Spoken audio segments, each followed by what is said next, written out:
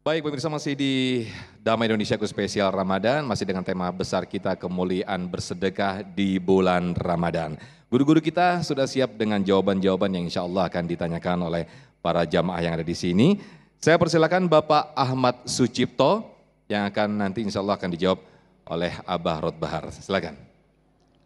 Bismillahirrahmanirrahim. Assalamualaikum warahmatullahi wabarakatuh. Waalaikumsalam warahmatullahi wabarakatuh. Perkenalkan Abah Abdi Ahmad Sucipto. Abdi ngajar di Sekolah Smart Excellence Indonesia. Guruna para barudak ya. Hari ini Abah mau sedekah itu baru tadi baca hadis. Kalau yang sedekah ilmu dibilang kazabta, mujahid kazab, hartawan kazabta. Ngelihat di medsos sedekah marah-marah. Sedekah dibilangnya serakah. Itu iya niat jadi belak-belok bah. Kayak di Marquez itu di Stadion Mandalika. Belok nyeblok. Akhirnya salah niat. Oke, Pertanyaannya sederhana bah. Ayan tuh niat atau doa biar sedekah kita karena Allah di awal, saat dan setelahnya bah. Abdi karena fakir haus doa, mohon didoakan bah. Baik. Terima kasih. Assalamualaikum warahmatullahi wabarakatuh. Waalaikumsalam warahmatullahi wabarakatuh. Silakan Abah. Pertanyaannya cukup bagus Ustadz. Ini guru daripada anak-anak. Subhanallah, pertanyaannya cukup bagus. Begitu karena banyak orang yang sodakoh tidak diterima oleh Allah Subhanahu Wa Taala di akhirat. Bahkan dikatakan kamu berbohong. Kenapa? Karena Allah Subhanahu wa Ta'ala jauh-jauh hari 14,5 abad yang silam telah menyampaikan dalam firman-Nya, A'udzu billahi minasyaitonir rajim wa ma umiru illa liya'budullaha mukhlishina lahuddin. Dan aku tidak perintahkan kepada kalian untuk beribadah kepada Allah Subhanahu wa Ta'ala kecuali beribadah dengan ikhlas. Jadi harus ikhlas. Bagaimana ciri ikhlas itu? Ciri ikhlas itu apabila tidak terkena penyakit, 4 penyakit. Yang pertama penyakit riya. Ketika sodakoh ingin dilihat orang, ibadah ingin dilihat orang, begitu namanya riya. Jadi kalau dia masukin kotak pada saat berjalan, dompetnya dibuka lebar-lebar, kemudian digulung-gulung, dilihatin dulu, baru dimasukin, itu namanya riya. Ini penyakit ikhlas yang pertama. Yang kedua penyakit sum'ah. Ingin didengar orang kalau kita ibadah. Begitu. Bagaimana ciri kita menjadi orang yang ingin didengar ketika kita ibadah? Contohnya dalam sodako. Ketika DKM mengumumkan alhamdulillah sudah terkumpul infak sodako dari jamaah sekian, dari Fulan bin Fulan sekian, dari Fulan bin Fulan sekian, dari Fulan bin Fulan sekian, maka disebutlah nama kita, maka kita merasa bangga. Begitu, itulah ciri orang yang sum'ah, senang apabila sodakohnya diumumkan. Sedangkan mereka yang tidak terkena penyakit sum'ah, ketika diumumkan disebut namanya, istighfar banyak-banyak kepada Allah Subhanahu wa Ta'ala. Penyakit yang ketiga ujub, merasa lebih istimewa, lebih hebat daripada orang. Berangkat sebelum azan subuh ke masjid, di masjid ngambil Quran sebelum datang waktu subuh, terus sholat subuh, qobliyah subuh, terus sholat subuh ikut jikir, terus diteruskan dengan zikir pagi. Orang-orang sudah pulang, dia masih berzikir di masjid. Pulang ke rumahnya, kata istrinya, "Papi, kok pulangnya belakangan?" "Siapa dulu?" Begitu. Nah, yang nyebut siapa dulu ini penyakit ikhlas. Dia tidak terasa sudah menjadi orang yang ujub, merasa lebih hebat pulang belakangan dari masjid, padahal itu adalah penyakit daripada ibadah seseorang. Yang terakhir adalah takabur. Takabur itu penyakit iblis.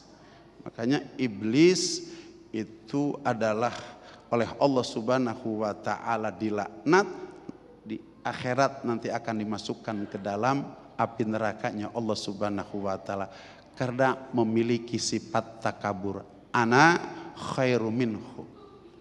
Aku lebih baik dari dia. Begitu. Contoh begitu. Dia sodakonya lebih besar. Masjid lebih beruntung, pesantren lebih beruntung.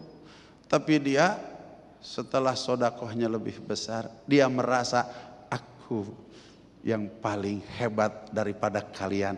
Pada saat itu diucapkan atau tidak, tapi hatinya mengatakan ana khairu minhu, maka itu adalah penyakit daripada ibadah, termasuk di dalamnya sodakoh. Jadi insya Allah kalau kita menjaga ibadah kita, sodakoh kita dari 4 penyakit ini yang disebut dengan riya, yang disebut dengan sum'ah, yang disebut dengan ujub dan takabur, maka insya Allah solat kita, sodakoh kita, puasa kita, bangun malam kita, taraweh dan tahajud kita akan diterima oleh Allah Subhanahu wa taala. Masya Allah, betul-betul kita berharap pada diri kita semuanya bahwa menjaga hati Abah ya, menjaga dan juga membersihkan hati agar kita terhindar dari itu semuanya. Baik, kami persilakan Ibu Nur Saadah yang insya Allah nanti akan dijawab oleh Bapak Ustadz Rustandi, mohon maaf. Silakan. Assalamualaikum warahmatullahi wabarakatuh. Waalaikumsalam warahmatullahi wabarakatuh. Mohon izin Pak Kiai dan Pak Ustadz, saya dari Majlis Ta'lim Al-Madinah. Ya. Yang saya akan tanyakan, di samping mendapatkan kecintaan dan kemuliaan dari Allah Subhanahu wa taala, dan yang telah tadi dijelaskan oleh Pak Kiai dan Pak Ustadz, adakah keutamaan lain yang akan didapatkan dari bersedekah di bulan Ramadan ini? Mohon penjelasannya.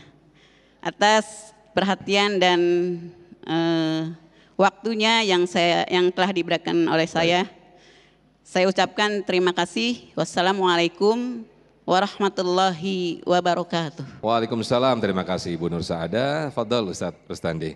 Terima kasih Bu Nur.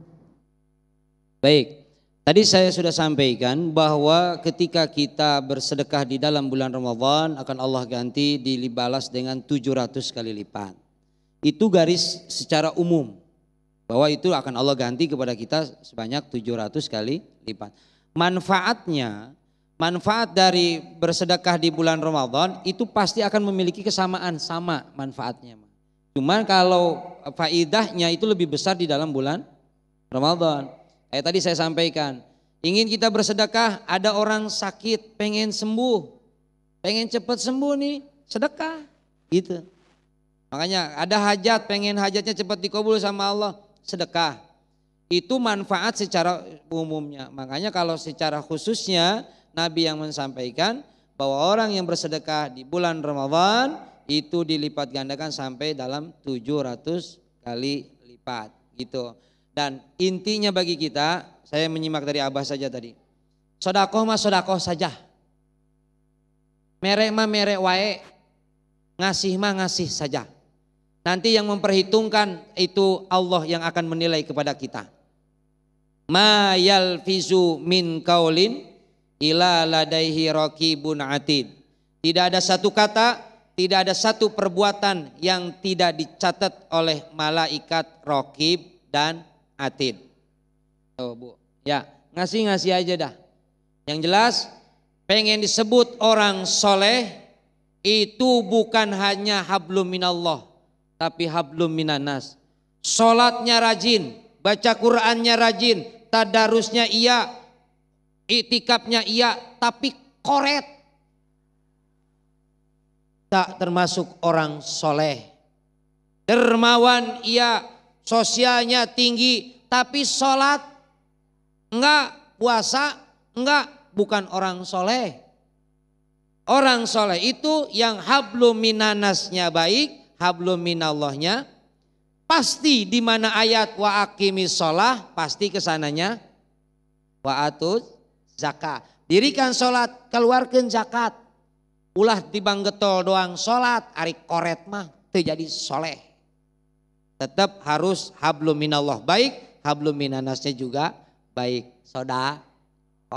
Baik, terima kasih Ustadz Rustandi dan juga Abah Rod. Mungkin nanti bisa ditambahkan dan juga bisa ditekankan Abah dan juga Ustadz Rustandi bahwa selama ini mungkin kita yang kasat mata adalah hitung-hitungan untung dan rugi. Ketika kita bersedekah, kita mengharapkan mendapatkan imbalan berupa materi. Atau mungkin bisa ditekankan nanti kira-kira selain kita mendapatkan ganti materi, ternyata juga ganti kesehatan dan juga umur yang panjang itu juga mungkin bagian daripada balasan dari Allah atas sedekah-sedekah kita. Dijawab nanti Abah dan juga Ustadz Rustandi, tetaplah di Damai Indonesia Aku Spesial Ramadan.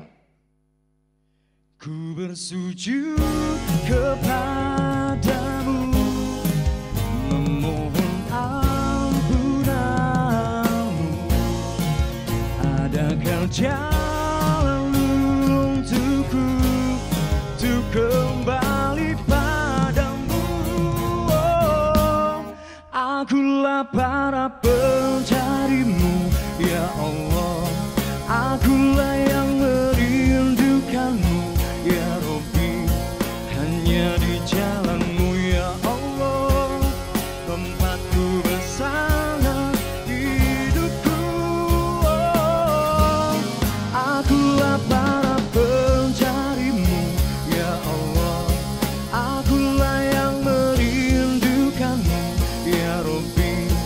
Hanya di jalanmu, ya Allah, tempatku pasrahkan